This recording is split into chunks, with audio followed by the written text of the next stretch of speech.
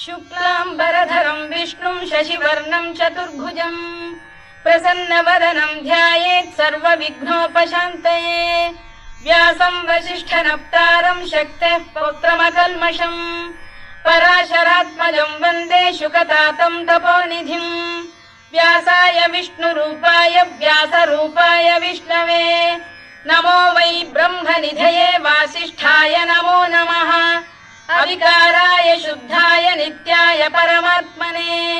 सदैकरूपरूपाय विष्णवे सर्वजिष्णवे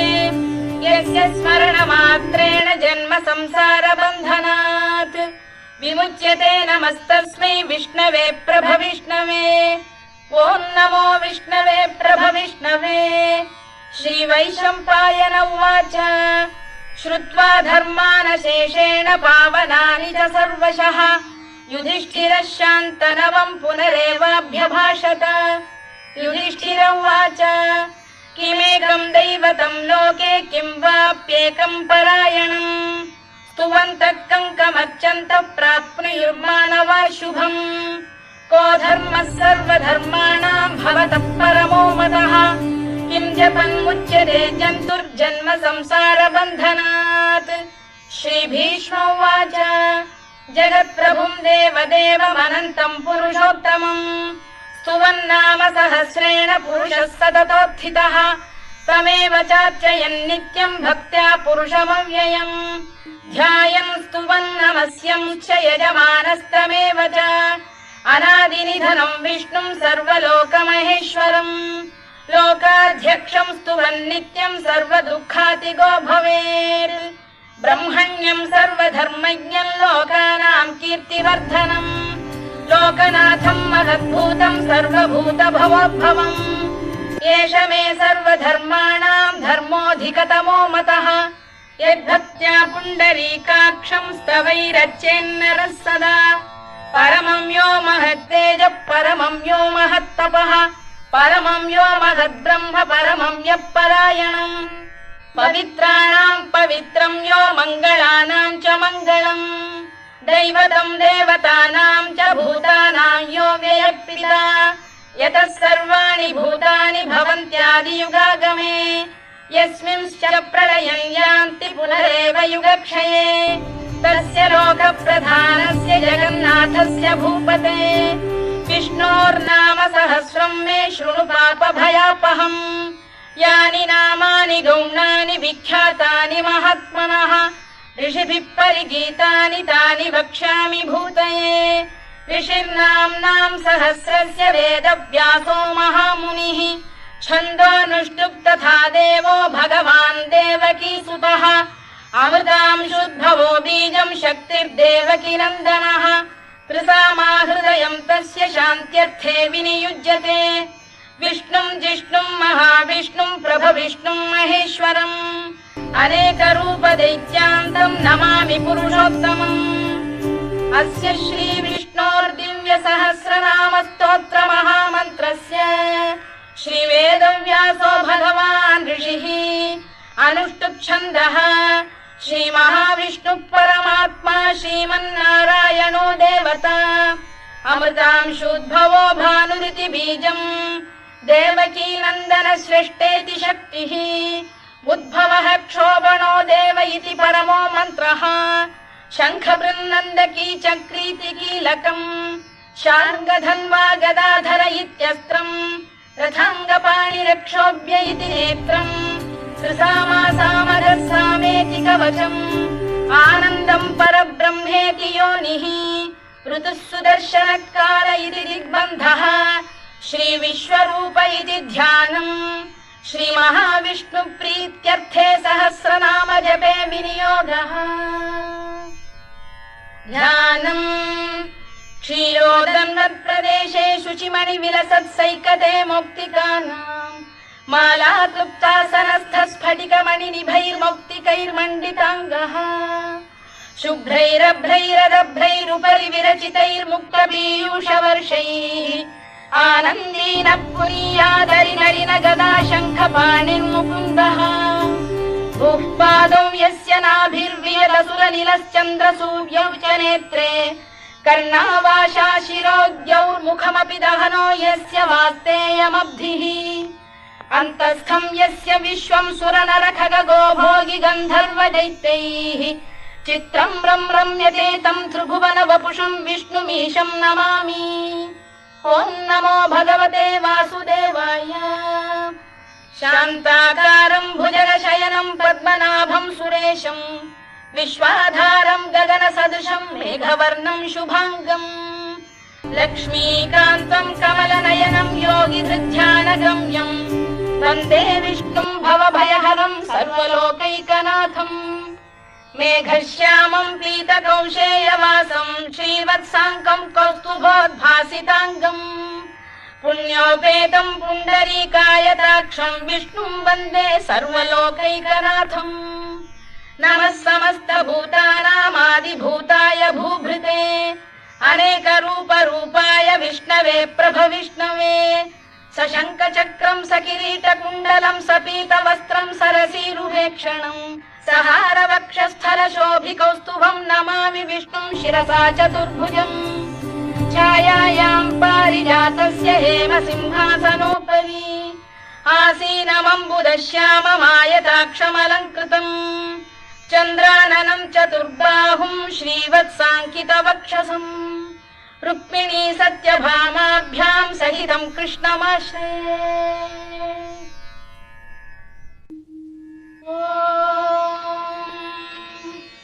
विश्वं विष्णुर्वषत्कारो भूतभव्य भवत्प्रभुः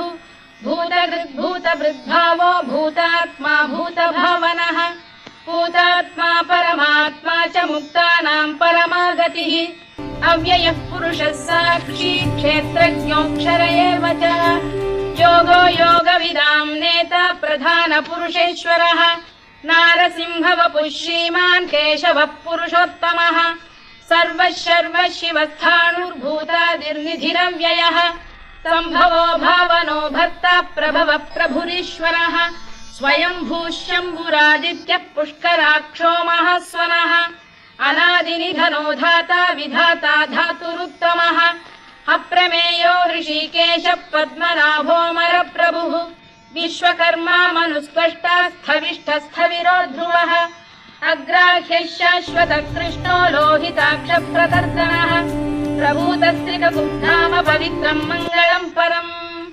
ईशान प्राणद प्राणो ज्येष्ठः श्रेष्ठः प्रजापतिः हिरण्यगर्भो भूगर्भो माधवो मधुसूदनः ईश्वरो विक्रमी धन्वी मेधावी विक्रमक्रमः अनुत्तमो दुराधर्षः कृतज्ञः कृतिरात्मवान् सुरेशः शरणं शर्म विश्वरेताः प्रजाभवः अधः संवत्सरो व्याल प्रत्ययः सर्वदर्शनः अजः सर्वेश्वरः सिद्धः सिद्धिः सर्वादिरच्युतः वृषाकपिरमेयात्मा सर्वयोगविनिःसृतः वसुर्वसुमनः सत्यः समात्मा संविदः समः अमोघः पुण्डरीकाक्षो वृषकर्मा वृषाकृतिः रुद्रो बहुशिरा बभ्रुर्विश्वयोनिश्चुतिश्रवाः अमृतः शाश्वतस्थाणुर्वरारोहो महातपाः सर्वगः सर्वविद्भानुर्विश्वक्सेनो जनार्दनः वेदो वेदविदव्यङ्गो वेदाङ्गो वेदवित्कविः लोकाध्यक्षः सुराध्यक्षो धर्माध्यक्षः कृताकृतः चतुरात्मा चतुर्व्यूहश्चतुर्दंष्टश्चतुर्भुजः भ्राजिष्णुर्भोजनम् भोक्ता सहिष्णुर्जगदादिजः अनघो विजयो जेता विश्वयोनिः पुनर्वसुः उपेन्द्रो वामनः प्रांशुरमोघः शुचिरूर्जितः अतीन्द्रः सङ्ग्रहः सर्गो धृतात्मा नियमो यमः वेद्यो वैद्यः सदा योगी वीरः माधवो मधुः अतीन्द्रियो महामायो महोत्साहो महाबलः महाबुद्धिर्महावीर्यो महाशक्तिर्महाद्युतिः अनिर्देश्य वपुः श्रीमान् अमे आत्मा महादृधृत् महेश्वासो महीभर्ता श्रीनिवासः सताङ्गतिः अनिरुद्धः सुरानन्दो गोविन्दो गोविदाम्पतिः मरीचिर्दमनो हंसः सुपर्णो भुजगोत्तमः हिरण्यनाभः सुतपाः पद्मनाभः प्रजापतिः अमृत्युः सर्वदृक्सिंहः सन्धाता सन्धिमान् स्थिरः अजो दुर्मर्षणः शास्ता विश्रुतात्मा सुरारिः गुरुर्गुरुतमो धाम सत्यः सत्यपराक्रमः निमिषो निमिषस्रग्वी वाचस्पतिरुदारधीः अग्रणीर्ग्रामणी श्रीमान् न्यायो नेता समीरणः सहस्रमूर्धा विश्वात्मा सहस्राक्षः सहस्रपात् आवर्तनो निवृत्तात्मा संवृतः सम्प्रवर्धनः अधः संवर्तको वह्निरनिलो धरणीधरः सुप्रसाद प्रसन्नात्मा विश्वधृक् विश्वभुग्विभुः सत्कर्ता सत्कृतः साधुर्जह्नुर्नारायणो नरः असङ्ख्येयो प्रमेयात्मा विशिष्टः शिष्टकृच्छुचिः सिद्धार्थः सिद्धसङ्कल्पः सिद्धिदः सिद्धिसाधनः वृषाही वृषभो विष्णुर्वृषपर्वा वृषोदरः वर्धनो वर्धमानश्च विविक्तः श्रुतिसागरः सुभुजो दुर्धरो वाग्मी महेन्द्रो वसुदो वसुः नैकरूपो बृहद्रूपः शिपिविष्टप्रकाशनः ओजस्तेजोद्युदिधर प्रकाशात्मा प्रतापनः वृद्धस्पष्टाक्षरो मन्त्रश्चन्द्रांशुर्भास्करद्युतिः अमृतांशुद्भवो भानुः शशबिन्दुः सुरेश्वरः औषधम् जगतः सेतुः सत्यधर्मपराक्रमः भूतभव्यभवन्नाथः पवनः पावनो नरः कामः कामकृत्कान्तः कामः कामप्रदप्रभुः युगादिकृद्युगावर्तो नैकमायो महाशनः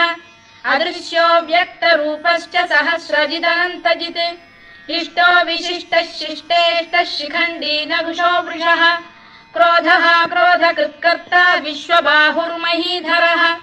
अच्युत प्रतिथ प्राण प्राणदो वासवानुजः अपां निधिरधिष्ठानमप्रमत्त प्रतिष्ठितः स्कन्द स्कन्दधरो धुर्यो वरदो वायुवाहनः वासुदेवो बृहद्भानुरादिदेवः पुरन्दरः अशोकस्तारणस्तारः शूरः शौरिर्जनेश्वरः अनुकूलः शतावर्तः पद्मी पद्मनिभेक्षणः पद्मनाभोरविन्दाक्षः पद्मगर्भः शरीरभृत् महर्धिर्वृद्धो वृद्धात्मा महाक्षो गरुडध्वजः अतुलः शरभो भीमः समयज्ञो हविर्हरिः सर्वलक्षणलक्षण्यो लक्ष्मीवान् समितिञ्जयः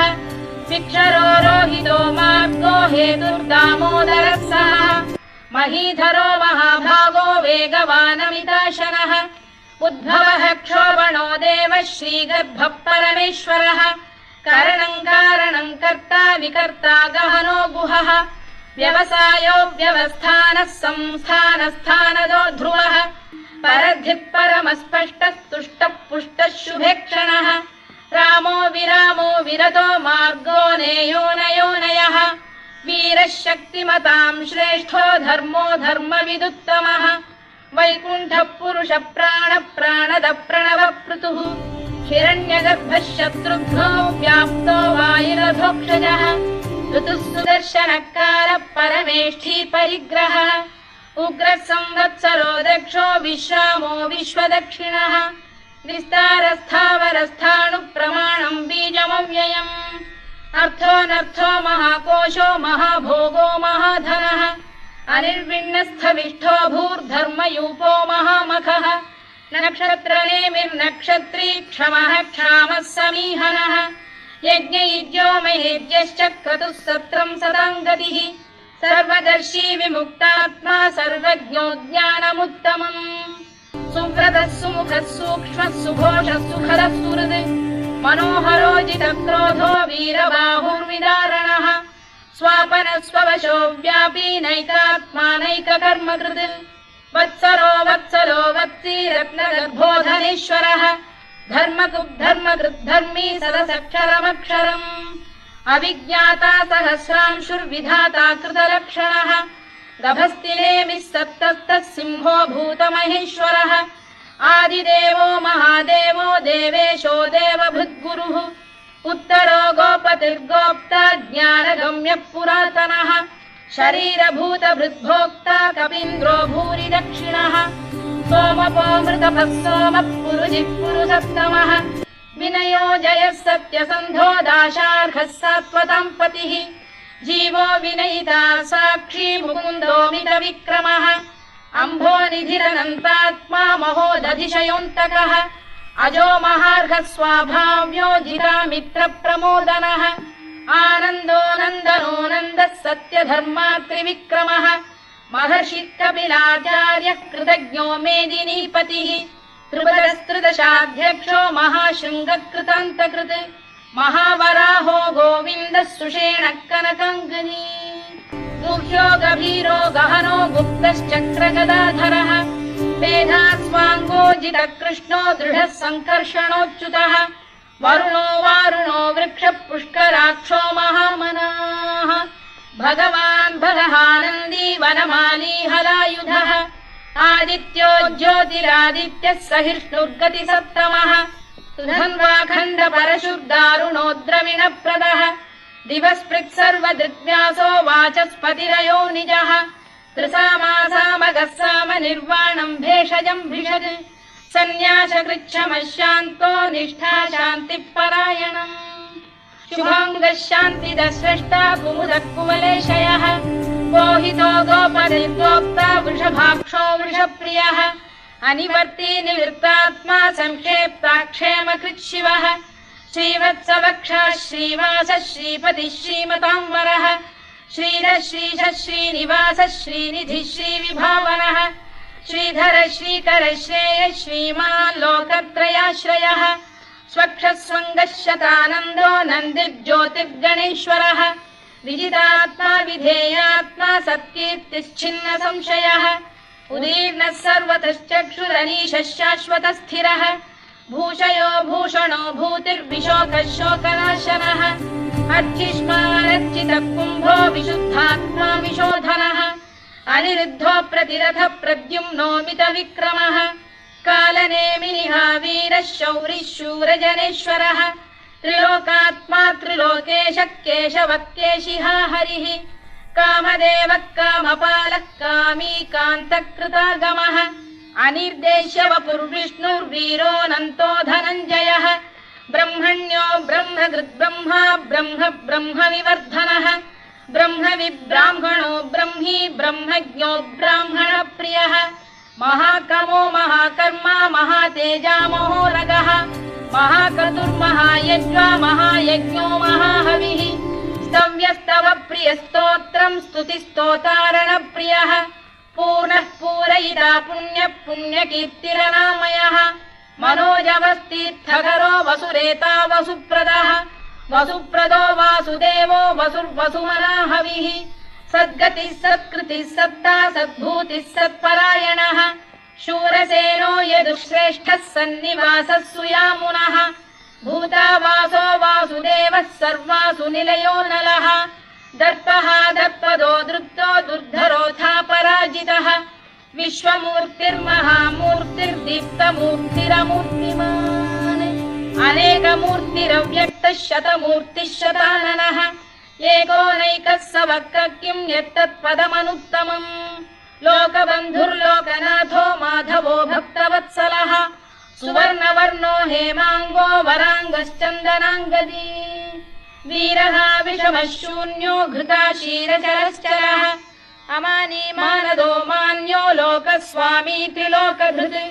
सुमेधा मेधजो धन्यः सत्यमेधाधराधरः तेजो वृषोद्युतिधरः सर्वशत्रभृताम्बरः प्रग्रहो निग्रहो व्यग्रो नैकशृङ्गो गदाग्रजः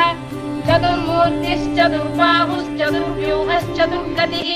चतुरात्मा चतुर्भावश्चतुर्वेदविदेकपात्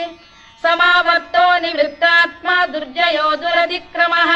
दुर्लभो दुर्गमो दुर्गो दुरावासो दुरारिः शुभाङ्गो लोकसारङ्गः सुतन्तुस्तन्तु वर्धनः इन्द्रकर्मा महाकर्मा कृतकर्मा कृतागमः उद्भवः सुन्दरः सुन्दो रत्ननाभः सुलोचनः अर्को वाजसनः शृङ्गी जयन्तः सर्वविजयी सुवर्णबिन्दुरक्षोभ्यः सर्ववागीश्वरेश्वरः महाह्रदो महागर्तो महाभूतो महानिधिः कुमुदकुन्दरकुन्दः पर्जन्यः पावनो निलः अमृताशोऽमृतवपुः सर्वज्ञः सर्वतोमुखः सुलभः सुव्रतः सिद्धः शत्रुजिच्छत्रुतापनः न्यग्रोधोदुम्बरोश्चतश्चाणूरान्ध्रैषूदनः सहस्रार्चिः सप्तजिह्वः सप्तैधाः सप्तवाहनः अमूर्तिरनघोचिन्त्यो भयकृद्भयनाशनः अणुबृहत्कृशस्थूलो गुणभृन्निर्गुणो महान् अधृतस्वधृतस्वास्य प्राग्वंशो वंशवर्धनः धारभृत्कथितो योगी योगीशः सर्वकामदः आश्रमश्रमणः क्षामः सुवर्णो वायुवाहनः धनुर्धरो धनुर्वेदो दण्डो दमयिता दमः अपराजितः सर्वसहो नियन्ता नियमो यमः सत्त्ववान् सात्विकः सत्यः सत्यधर्मपरायणः अभिप्रायप्रियार्होरः प्रियकृत्प्रीतिवर्धनः विहाय सगतिर्ज्योतिः सुरुचिर्पुतभुग्विभुः रविर्विरोचनः सूर्यः सविता रविलोचनः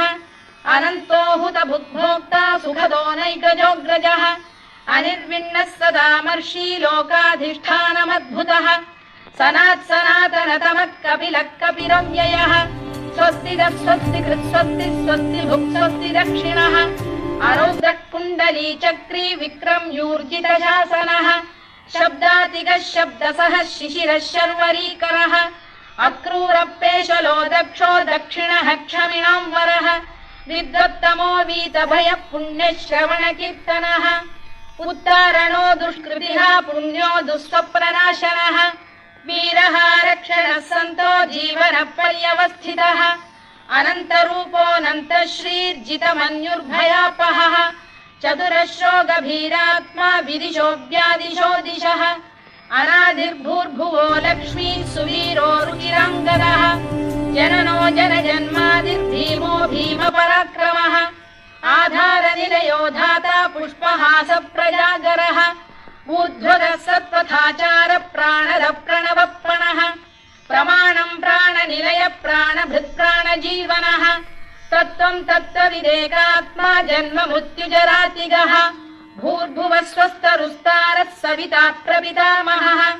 यज्ञो यज्ञपतिर्यज्वा यज्ञाङ्गो यज्ञवाहनः यज्ञभृद्यज्ञकृद्यज्ञी यज्ञभुग्यज्ञसाधनः यज्ञान्तकृद्यज्ञगुह्यमन्नमन्नाद एव च आत्मयोनिः स्वयम् जातो वैखानः सामगायनः देवकीनन्दनः स्रष्टा क्षितीशः पापनाशनः शङ्खबृन्नन्दकी चक्री शार्ङ्गधन्वा गदाधरः रथाङ्गपाणिरक्षोभ्यः सर्वप्रहरणायुधः सर्वप्रहरणायुध ॐ नम इति वनमाली गरीशाङ्गी शङ्खी चक्री च नन्दकी श्रीमान्नारायणो विष्णुर्वासुदेवोऽभिरक्षतु वनमाली गरीशाङ्गी शङ्खी चक्री च नन्दकी श्रीमान्नारायणो विष्णुर्वासुदेवोऽभिरक्षतु वनमाली गरीशाङ्गी शङ्खी चक्री च नन्दकी श्रीमान्नारायणो विष्णुर्वासुदेवोऽभिरक्षतु इतीदम् कीर्तनीयस्य केशवस्य महात्मनः नाम्नाम् सहस्रम् दिव्यानामशेषेण प्रकीर्तितम् य इदम् शृणुयान् नित्यम् यश्चापि परिकीर्तयेत् नाशुभम् प्राप्नुयात् किञ्चित् सोमुत्रेह च मानवः वेदान्तको ब्राह्मणः स्यात् क्षत्रियो विजयी भवेत् वैश्यो धनसमृद्धः स्यात् शूद्रः सुखमवाप्नुयात् धर्मार्थी प्राप्नुयात् धर्ममर्थार्थी चार्थमाप्नुयात् कामानवाप्नुयात् कामी प्रजार्थी चाप्नुयात् प्रजाम् भक्तिमान् यः सदोत्थाय शुचिस्तद्गतमानसः सहस्रम् वासुदेवस्य नाम्नामेतत्र कीर्तयेत् यशः प्राप्नोति विपुलम् याति प्राधान्यमेव च अचलाम् श्रियमाप्नोति श्रेयः प्राप्नोत्यनुत्तमम् न भयम् क्वचिदाप्नोति वीर्यम् तेजश्च विन्दति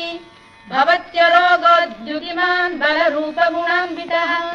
रोगात्तो मुच्यते रोगात् बद्धो मुच्येत बन्धनात् भयान्मुच्येत भीतस्तु मुच्येतापन्न आपदः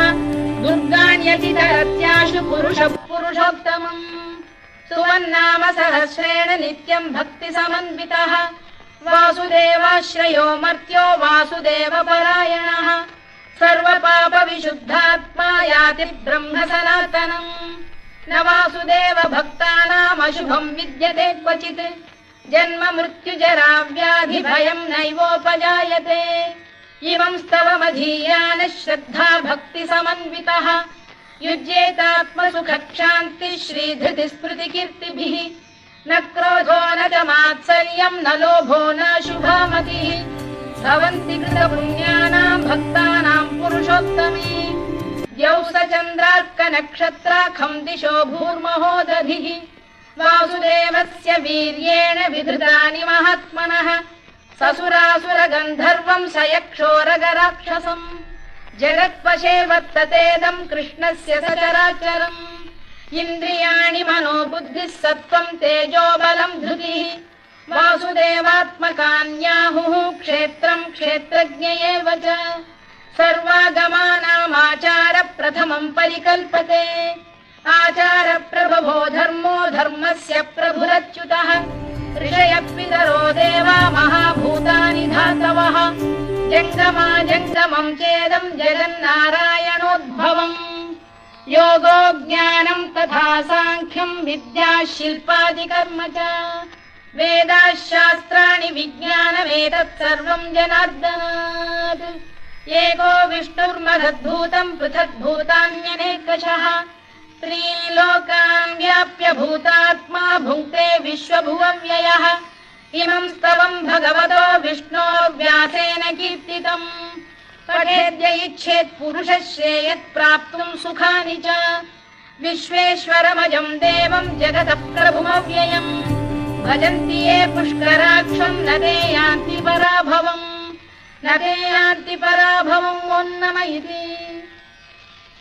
अर्जुनोवाच पद्मपत्र विशालाक्ष पद्मनाभ सुरोत्तमा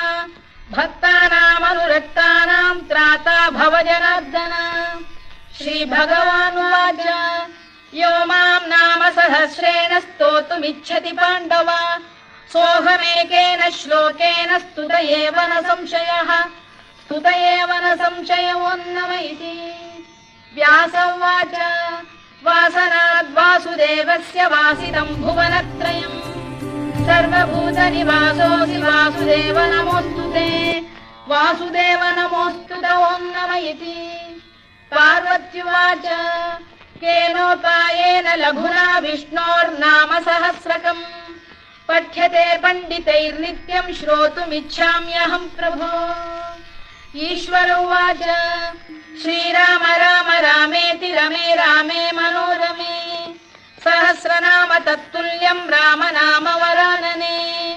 श्रीराम राम रामेति रमे रामे मनोरमे सहस्रनाम तत्तुल्यम् राम नाम वरानने श्रीराम राम रामेति रमे रामे मनोरमे सहस्रनाम तत्तुल्यम् राम नाम वरानने राम नाम वरानन ओन्नम इति ब्रह्मोवाच नमोऽस्त्वनन्ताय सहस्रमूर्तये सहस्रपादाक्षि शिरोरुबाहवे सहस्रनाम्ने पुरुषाय शाश्वते सहस्रकोटियुगधारिणे नमः सहस्रकोटियुगधारिणे नम ओन्नम इति सञ्जय उवाच यत्र योगेश्वर कृष्णो यत्र पार्थो धनुर्धरः तत्र श्रीर्विजयो भूतिर्ध्रुवानीतिर्मतिर्मम श्रीभगवानुवाच अनन्याश्चिन्तयन्तो मां ये जनाः पर्युपासते तेषां नित्याभियुक्तानां योगक्षेमम् अहम्यहम् परित्राणाय साधूनां विनाशाय च दुष्कृताम् धर्म संस्थापनार्थाय सम्भवामि युगे युगे आर्ता विषण्णाः शिथिलाश्च भीता घोरेषु च व्याधिषु वर्तमानाः संकीर्त्य नारायण शब्दमात्रम् विमुक्तदुःखाः सुखिनो भवन्तु कायेन वाचा मनसेन्द्रियैर्वा बुद्ध्यात्मना वा प्रकृते स्वभावात् करोमि यद्यत् सकलम् परस्मै नारायणायति समर्पयामि।